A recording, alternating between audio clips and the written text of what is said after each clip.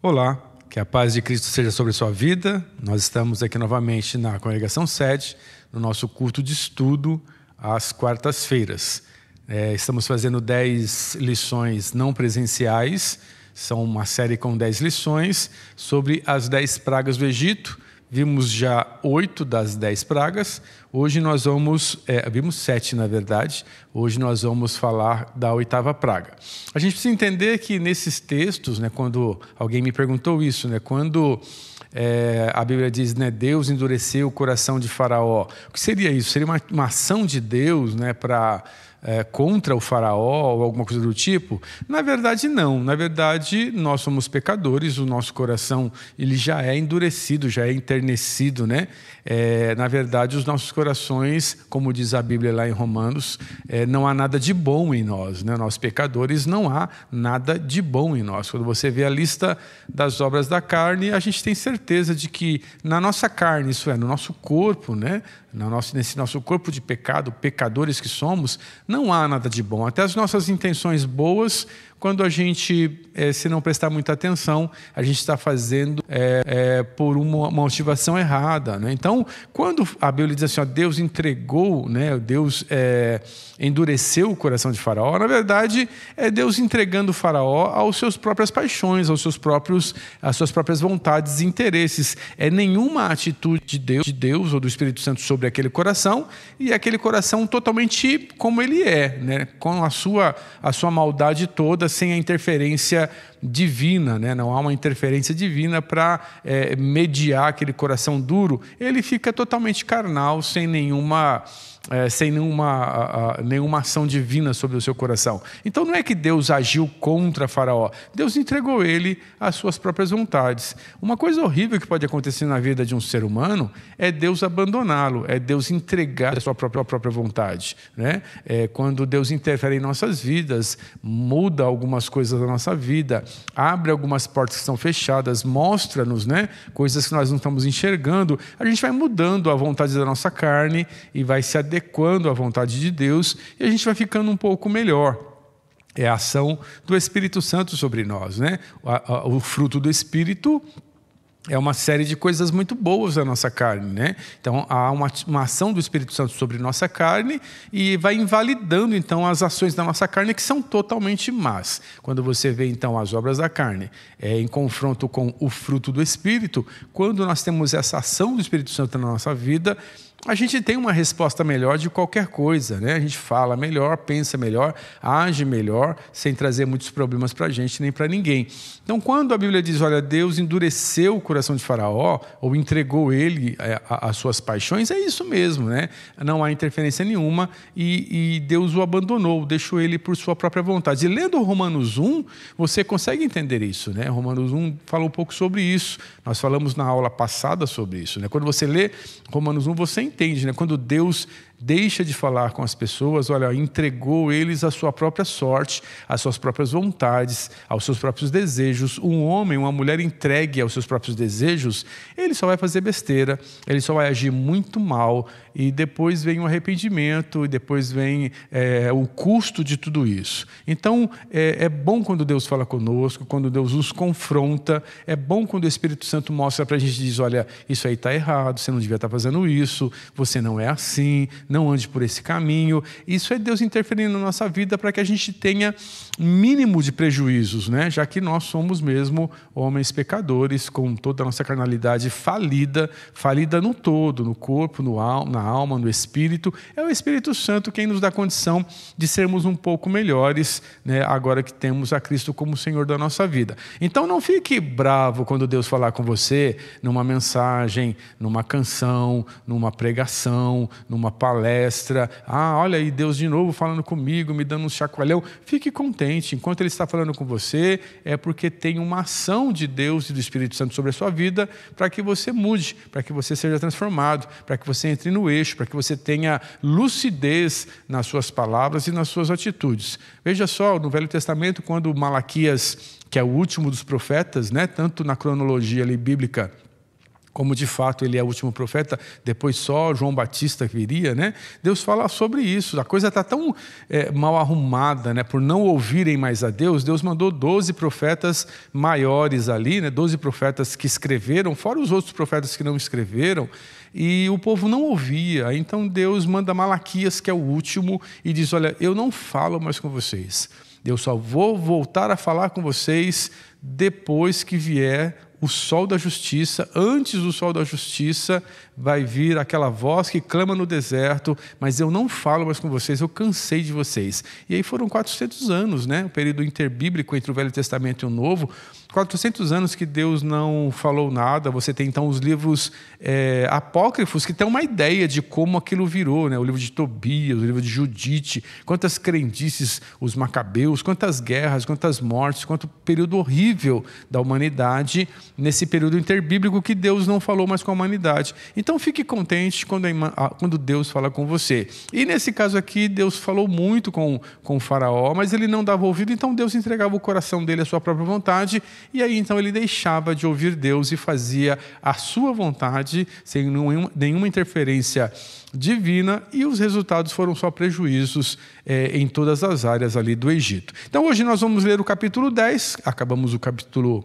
9 na 7ª praga que nós lemos. Hoje nós entramos então Êxodo capítulo 10. Vamos ler esse texto? A nossa tradução aqui em Mauá, né, no nosso campo, é a tradução King James da nossa Bíblia. Então o texto diz assim, Êxodo capítulo 10, vamos ler do 1 ao 20. Versículo 1 diz assim: Disse, pois, Yahvé a Moisés: Vai ter com Faraó, porquanto lhe obstinei as entranhas e o coração dos seus conselheiros, a fim de que eu realize esses meus sinais portentosos entre eles, para que narres ao teu filho e aos filhos dos teus filhos, como eu zombei do poder que havia no Egito e como fiz milagres e maravilhas entre os egípcios. Assim todos vós sabereis que eu sou Yahvé. Moisés e Arão apresentaram-se, portanto, ao faraó e conclamaram-no: Assim diz Yahvé, o Deus dos hebreus: Até quando recusarás humilhar-te perante mim? Deixa o meu povo sair em liberdade, para que me preste culto. Se recusares deixar partir o meu povo, eis que amanhã farei vir nuvens de gafanhotos sobre o seu território, eles cobrirão a face da terra e não se poderá mais ver o chão. Comerão o que sobrou, o que a chuva de pedras de granizo vos deixou, comerão todas as vossas árvores que crescem nos campos, e encherão os teus palácios e as casas dos teus conselheiros e as de todos os egípcios, como nunca viram os teus pais e os pais dos teus antepassados, desde o dia em que vieram à terra até esses dias. Tendo dito, Moisés virou as costas e saiu rapidamente da presença do faraó. Os conselheiros de Faraó lhe sugeriram: Até quando esse homem será uma ameaça para todos nós? Deixa partir os homens de Israel, para que sirvam a Yahvé seu Deus. Acaso não percebes que todo o Egito está em ruínas? Então Moisés e Arão foram reconduzidos à presença de Faraó, que lhes disse: Ide servir a Yahvé, vosso Deus. Quais são, porém, os que hão de ir? Moisés respondeu: Havemos de ir com nossos jovens, com os nossos idosos, com os nossos filhos, com as nossas filhas, com os nossos rebanhos e com o nosso gado. Havemos de ir, porque todos nós estaremos celebrando uma grande festa ao Senhor. O faraó afirmou: Em verdade precisareis mesmo de Yahvé, quando eu vos deixar ir com vossas mulheres e crianças? Vede como tendes más intenções. Não há de ser assim, mas ide somente vós, os homens, e servi a Yahvé, porque isso é o que vós mesmo pedistes. E os expulsaram da presença de Faraó. E Yahvé disse a Moisés: Estende tua mão sobre a terra do Egito, para que venham as grandes nuvens de gafanhotos sobre a terra do Egito, e comam toda a erva da terra, tudo que a chuva de granizo deixou. Estendeu, pois, Moisés seu cajado sobre o território egípcio, e Yahvé mandou sobre a terra um vento oriental todo aquele dia e toda aquela noite. Quando amanheceu, o vento oriental tinha trazido uma quantidade imensa de gafanhotos. Subiram os gafanhotos por toda a terra do Egito, pousaram sobre todo o território e eram demasiadamente numerosos. Antes desses nunca houve tais nuvens de gafanhotos, nem depois deles virão outras semelhantes. Cobriram toda a superfície da terra e o território egípcio ficou devastado.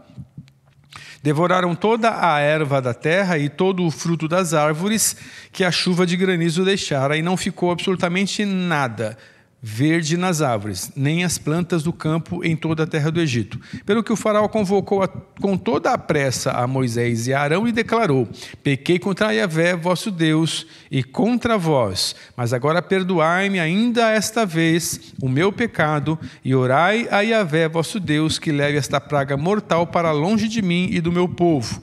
Moisés, tendo saído da presença do faraó, orou a Yahvé. Então Yahvé fez soprar um poderoso vento do ocidente, que arrebatou todos os gafanhotos e lançou-os no Mar Vermelho, de maneira que não ficou um só gafanhoto em todo o Egito. Yahvé, porém, endureceu o coração de Faraó, e esse não deixou os filhos de Israel partirem. Então entenda, né? O sul do nosso país, por esses dias, teve uma ameaça grande de uma invasão de nuvens de gafanhotos argentinos, né? Argentinos e paraguaios. Vieram da Argentina e do Paraguai. Não é que os gafanhotos eram argentinos e paraguaios, né? Eles vieram daquele lado de lá, né? Faz pouco tempo, a gente viveu isso pouco tempo, e dava medo de ver, né? Mas aquilo não era nada, porque o texto bíblico diz que aquilo que foi enviado para o Egito nunca existiu antes e nem nunca existirá, né? Era uma quantidade muito grande. Então, no Egito, o povo vivenciou essa experiência de gafanhotos como sendo a 8ª das 10 pragas, né, que Faraó quis apostar, quis pagar para ver e não se rendia ao que Deus lhe falava. Então, lembrando que a chuva de pedra destruiu muitas das plantações. A chuva de pedra foi a 7ª praga. Então eles viviam, era uma sociedade rural que via de plantar, de colher, né, do gado que eles criavam, e o pouco que tinha sobrado ainda para aquela nação, tão dependente de plantio e colheita, uma nuvem de gafanhotos vem assolar aquele lugar todo, né? Tem um livro que eu sempre estou citando aqui que chama Os Milagres do Êxodo, né? É um livro que narra alguns detalhes científicos, né, de como pode ter acontecido todos esses fatos, né? Então, cientistas, biólogos, pessoas se reuniram para sentar e pensar, né, idealizar o porquê e como aconteceram essas pragas, essas coisas, esses eventos ali no Egito, né? Então, segundo esse livro, Os Milagres do Êxodo, a invasão de gafanhotos, ela se deu por causa da alteração climática, né? Então, eles têm uma ideia de que lá, né, há uma corrente que diz então que aquele vulcão Teera, né, ele entra em erupção e ele traz então toda aquela coloração da água, aquela coloração da água espanta as rãs para dentro do território, aquilo infesta o território egípcio, aquelas rãs morrem, aí traz então mosca, né, e a mosca traz doença, que vai trazer aqueles tumores, aquelas feridas todas nos egípcios. Eles vão fazendo um cumular de coisas, né? Então, como eles vão dizer, o fato é que, de fato, né, a mudança climática, né, as mudanças comportamentais dos insetos, elas são alteradas pelo clima, né, mais frio ou mais quente, o clima alterado pelo desmatamento aqui no Brasil mesmo, né, e nessa parte toda da América do Sul que nós estamos vivendo esse tempo, trazem um ambiente favorável para muitas pragas e a eclosão de muitos ovos de insetos, né? Então, segundo os biólogos, a explosão do tal do vulcão trouxe esse cenário perfeito para a reprodução desses insetos, dessas locustas, né, desses gafanhotos. Então, assim que os ovos desses gafanhotos eclodiram, né, desses bichos eclodiram, a 8ª praga estava ali pronta, estava formada. Então, Moisés e Arão, eles foram lá ver o faraó e novamente disseram: olha, você já está piolento, você já está numa situação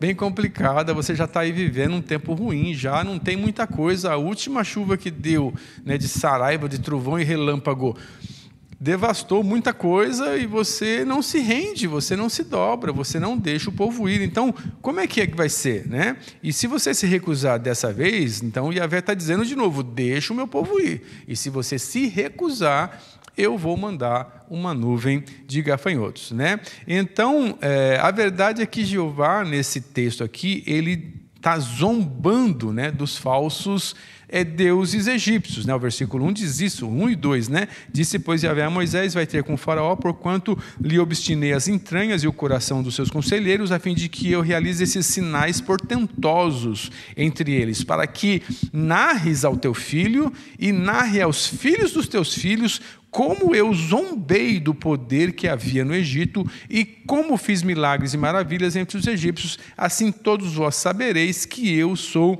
Yahvé. Então Faraó, obstinado, né, não quis se submeter de novo à vontade do Deus que pedia, né, deixa o meu povo ir, né? Então ele pensou até em fazer uma concessão, ele ouve aqueles seus conselheiros que dizem, olha, cara, nós estamos enrolados, olha a terra do Egito, né? A terra do Egito está toda assolada. Até quando a gente vai sofrer isso por causa desse povo? Deixa esse povo embora, não é? Olha só como é que está o Egito. O Egito está assolado, está destruído, não é? E aí então Faraó chama Moisés e diz, olha, vamos fazer o seguinte, vai só os homens, né? Não vai nem as mulheres, nem as crianças, nem o gado, nem ninguém, vai só os homens, né? E Moisés diz, não, né? Vai todo mundo. E aí a palavra final, de fato, é de Deus. Então, ele não quis dar, e ele ainda foi bravão lá com Moisés, né? Moisés já estava com medo dele. Então, Deus ordena, né, que Moisés levante as mãos, o cajado dele, na direção do Egito. E durante toda uma noite, né, um vento veio soprando e trazendo nuvens de gafanhotos e que encheram todo o território egípcio. A Bíblia diz que não havia lugar de colocar o pé no chão, né? Você não viu o chão de tanto gafanhoto para todo lado, né? Então eles devoraram todas as árvores que tinham ainda sobrevivido à chuva de granizo, aos trovões, aos relâmpagos, e é preciso entender, a gente precisa entender isso, né? Então, como eles tinham vários deuses, como o trovão, tinham deuses que cuidavam da lavoura, né? Eles tinham todo um cuidado em sacrificar a ídolos que prometiam dar uma colheita boa, dar uma chuva boa, né? Então, a gente precisa entender, e esse texto quer fazer o egípcio entender, e cada um que ler esse texto, que o sustento não vem de deuses estranhos ou de qualquer outra coisa, nem de nós mesmos, né? O sustento vem de Deus. Então, a praga de gafanhotos acabou com toda a comida que tinha sobrado da última praga, que foi a praga da chuva de pedra de gelo lá, né? Então, tanta obstinação levou os egípcios à fome, à miséria, né? Os conselheiros de Faraó dizem isso. Olha a situação do Egito, nós estamos devastados, deixa esse povo embora, né? Então Deus é dono de toda a terra, Ele que sustenta o mundo com comida, Ele que supre as nossas necessidades no tempo todo, as necessidades básicas da vida é Ele quem dá. O Senhor tem poder para fazer todas as coisas. Então Deus é quem sustenta, quem crê nele, e Deus sustenta até quem não crê nele, né? A Bíblia diz que Deus é bom, é justo, e Ele manda chuva sobre bons e ruins, Ele manda o sustento sobre justos e injustos, porque se Deus fosse só beneficiar o bom, nem eu nem você seria beneficiado, porque nós de bom não temos nada, né? Até quando queremos fazer alguma coisa boa, a gente acaba se perdendo. Então, quanta gente acha, né, que o que tem para comer na sua casa, na sua mesa, para os seus filhos, para a sua família, foi porque ele trabalhou, foi porque ele levantou cedo, pela força do seu braço, pela sua coragem, ele não precisou de Deus para nada, né? Quanta gente ingrata pensa dessa maneira, né?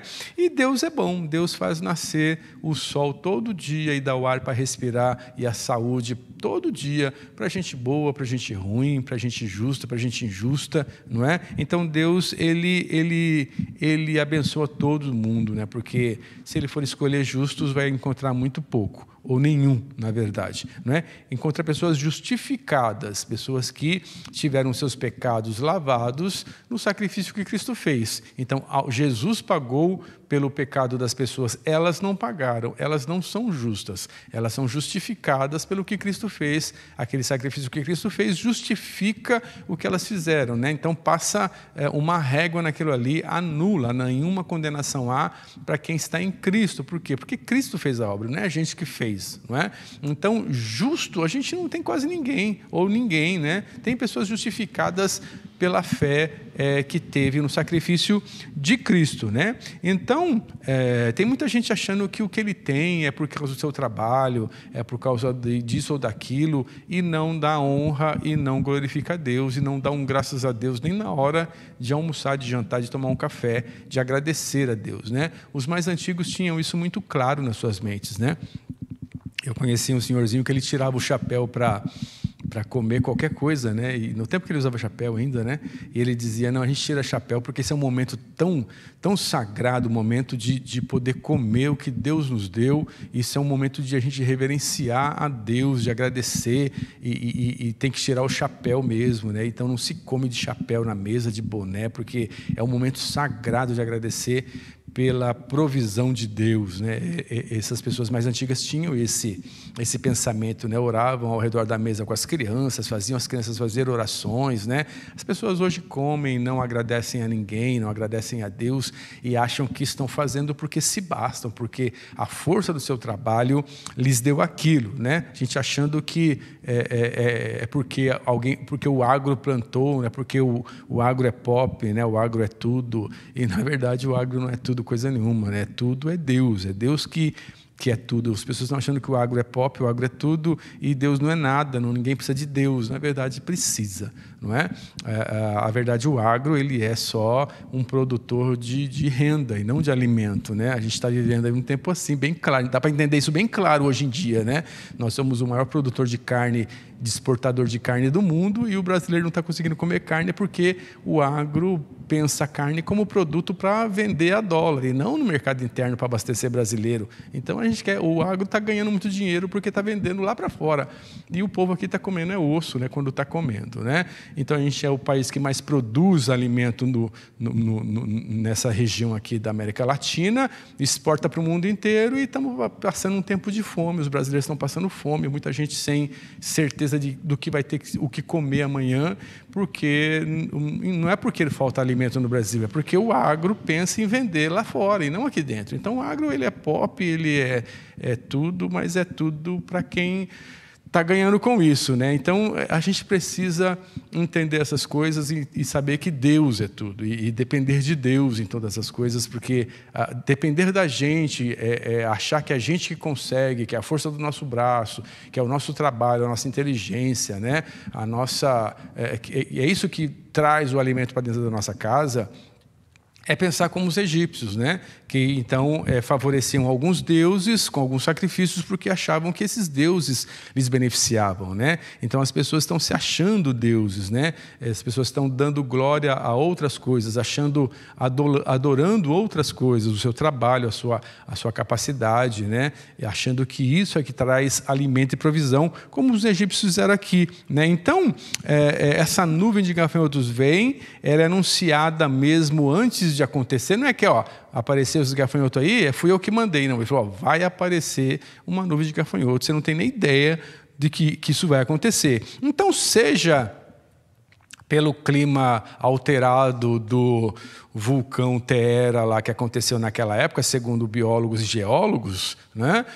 E o calorão, então, e aquela situação mudou todo o clima e alterou todo o sistema e trouxe esses gafanhotos, né, com aqueles ventos. Seja o que for, foi anunciado antes. Não é que apareceu o gafanhoto e Deus falou assim, tá vendo, esses gafanhotos foi eu que mandei. Não, ele falou, vai aparecer um monte de gafanhoto, quando nenhum gafanhoto ainda tinha aparecido. Ele anuncia antes, né, pela teimosia.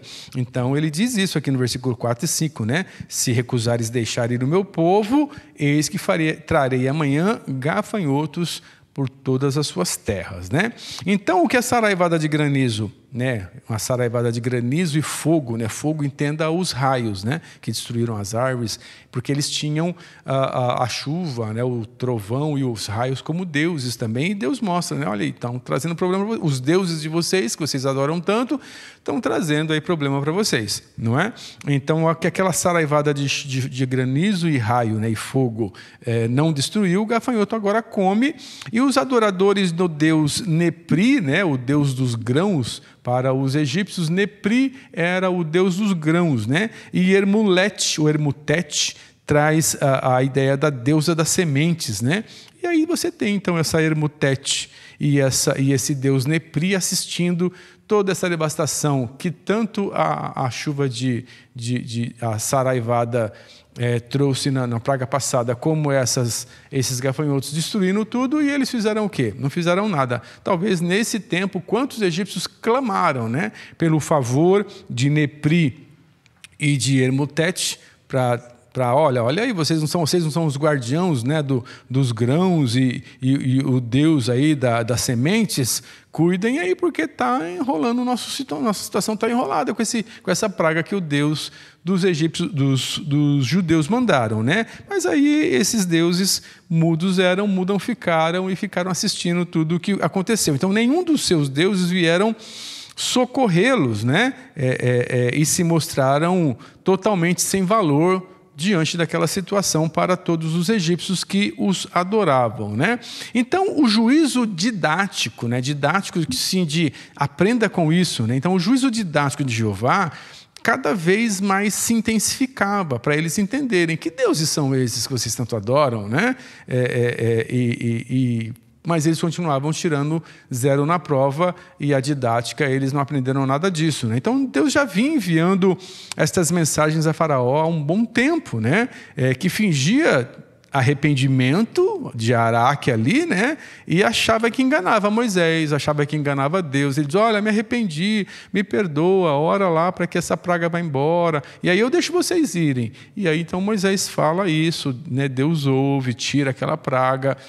E aí, quando ele vem, então, deixa o povo ir? Não vou deixar, não. Ele, de novo, ele tentava enganar Deus e a Moisés, e ele só conseguia enganar a si mesmo, né?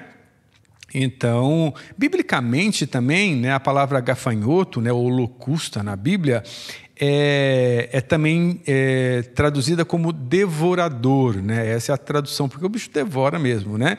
Então, foi uma permissão divina, né, para que o mal devastasse ali a vida dos soberbos egípcios, soberbos de coração, né?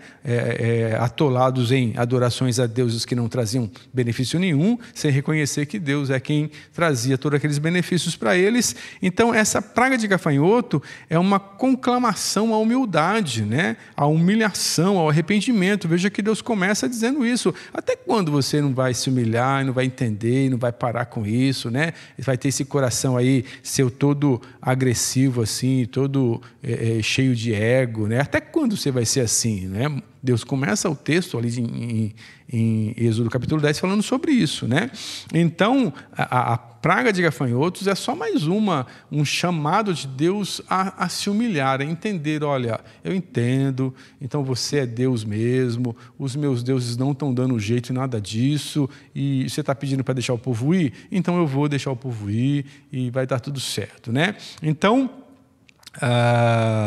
a mudança de pensamento e de prática de vida era necessário para que aquela praga não chegasse. Mas eles continuaram, então, orgulhosos e a praga chegou. Isso lembra Joel capítulo 1, né? Joel, ele fala sobre uma praga de gafanhotos que vem, então, no terreno agora de Israel, né? Então, Deus usa de novo gafanhotos em Israel, quando eles são estabelecidos já na terra, quando já há rei, né? Quando Israel era um povo sem nação, vivendo escravo no Egito, sem um exército, sem rei, sem leis, né? E Deus tira eles do Egito ali com todas esses milagres e essas coisas, leva eles para o deserto. Lá no deserto dá as leis para eles. Então eles são um povo que agora tem uma lei, passam no Sinai ali, recebem os 10 mandamentos e todo o Deuteronômio ali, né? Tudo que tem que fazer, tudo que agrada a Deus. Agora eles são o povo de Deus, são o povo israelita com uma lei, e Deus levanta um exército deles e eles guerreiam por uma terra e ganham aquela terra e entram naquela terra que foi prometida e estabelece esse rei sobre eles, e depois de Davi vem Salomão e outros deuses e outros reis, né? E agora os profetas vêm falar com esses reis, e Joel é só mais um profeta que fala de um rei específico, fala: vocês entortaram tudo de novo, vocês estão vivendo como vocês querem, fazendo a vontade de vocês. E Deus então vai falar através de Joel, né, como diz lá no versículo 4, né, se vocês não se emendarem, eu já mandei lagarta, eu já mandei gafanhoto, eu já mandei o migrador, o gafanhoto migrador, eu já mandei o gafanhoto locusta, eu já mandei o gafanhoto devorador, e vocês não se emendam, eu vou mandar o pulgão, até que vocês se emendem, né? E deixem de fazer a vontade de vocês e entendam, né, que vocês têm que viver sob as minhas leis. Então, o mesmo profeta que diz que o Senhor tem poder para repreender o devorador, né, que é o gafanhoto, repreender o devorador, desde que o homem se arrependa, né? Então Joel fala sobre isso, né? E Deus repreenderá o devorador que está aí comendo tudo de vocês, comendo todas as ervas, toda a plantação de vocês, se vocês se arrependerem. Então a palavra devorador para gafanhoto já acontece no momento depois quando eles saem do Egito, no momento quando eles já são estabelecidos na terra, com seus reis, com as suas leis, com seu exército, como povo, né? Eles que não eram nada, eram escravos, né? E Deus os tirou dali, e agora eles estão vivendo de novo, pelo coração deles, pela vontade deles, e Deus de novo manda uma praga, como mandou no Egito, para que eles se emendem e entendam que tem que viver a vontade de Deus, né? Então Joel capítulo 2, do versículo 12 e 13, diz assim: ainda assim, agora mesmo, diz o Senhor, convertei-vos a mim de todo o vosso coração, e isso com jejuns, com choro, com pranto, rasgai os vossos corações e não as suas vestes, não sejam falsos nessa humilhação, né? Convertei-vos ao Senhor vosso Deus, porque Ele é misericordioso, compassivo, tardio em irar-se, grande em benignidade, e se arrepende do mal que traz sobre vocês, e Ele anulará o devorador, não é? Então, era isso que Deus esperava do povo de Israel lá, já estabelecido na terra prometida, e é isso que Deus esperava de Faraó também, né? Que a sua obstinação, a sua teimosia, que era grande, o seu topete, que era empinado, baixasse, ele entendesse, então, não, Deus é soberano, olha, já são 7 pragas que aconteceram aí, e eu não me emendei, eu vou obedecer ele, olha, os meus conselheiros estão dizendo, até quando? O Egito está arrasado, cara, deixa esse povo ir, e ele de novo obstinado, tupetudo, teimoso, ele provoca e paga para ver, e aí então vem essa praga de gafanhotos aí sobre o Egito. Então é só mais uma praga, né, que afronta os deuses egípcios e afronta o próprio Faraó, que se julgava um deus, né? A gente tem que entender que antes de tudo, de todos os deuses que existiam no Egito, Faraó era mais um, né? O Faraó e o filho do Faraó eram deuses, né? Eram considerados deuses. Quando você lê a literatura antiga, você entende isso, né? Tem um livro muito legal chamado O Egípcio, se você encontrar ele para ler, leia, é muito legal, é um livro desse tamanho, mas é um livro muito bacana, muito histórico, e ele fala sobre isso, né? Quando os médicos iam atender um faraó ou o filho do faraó, né? Em algum caso de doença que ele tinha, e tinha que tocar no faraó, né? Tocar na sua cabeça, no seu corpo, ele então tocava no faraó, tratava aquilo ali, e depois ele tinha que morrer. Por quê? Porque ele tocou em Deus, né? Faraó era um deus para eles, né? Então, até mesmo o faraó era um deus, e Deus afronta, então, todos os deuses egípcios, inclusive o faraó, os deuses da natureza, o rio Nilo, o deus do trovão, o deus dos raios, o deus das sementes, os deuses que eram considerados deuses, ali os animais que eram considerados deuses. Deus afronta tudo isso e mostra que ele é Deus para aquele povo egípcio. Então, coração obstinado, não entender o que Deus está falando, não se colocar na vontade de Deus, só traz problema, só traz prejuízo. É bom quando a gente ouve Deus falando com a gente. Então, você que está ouvindo Deus, né, numa pregação, numa mensagem, numa música, num estudo bíblico, aí você fala, não, só lá, de novo Deus pegando no meu pé, que coisa chata, todo dia eu apanho. Você está que nem o faraó, não é? Querendo que Deus pare de falar com você. Deixa que Deus está falando com você porque Ele quer ver você bem. Então, ouça, entenda, obedeça, se arrependa e a sua vida vai caminhar maravilhosamente bem. Agora, se você se obstinar e dizer, não, eu vou continuar fazendo o que eu quero, eu só faço o que eu quero mesmo, então você vai ter muitos prejuízos físicos, muitos prejuízos morais, muitos prejuízos emocionais, espirituais, familiares e financeiros e tudo mais, porque a obstinação não leva ninguém a nada. Então, fique com esse pensamento, com esse texto bíblico, entenda que Deus fala com a gente porque nos ama. Quando Ele não nos amar mais, quando Ele cansar da gente, Ele nos abandona a nossa vontade. E a gente fica que nem faraó de vez, fazendo só o que quer, fazendo só a vontade da nossa carne. Como diz lá em Efésios capítulo 2, a gente fica morto nas nossas ofensas e pecados, fazendo toda a vontade da nossa carne e fazendo a vontade do espírito imundo que habita nas pessoas que não conhecem a Deus. Fique com essa palavra, fique em paz, leia esse texto de novo, reflita, fique na bênção do Senhor. Até quarta-feira, no nosso próximo estudo. Deus abençoe a tua vida.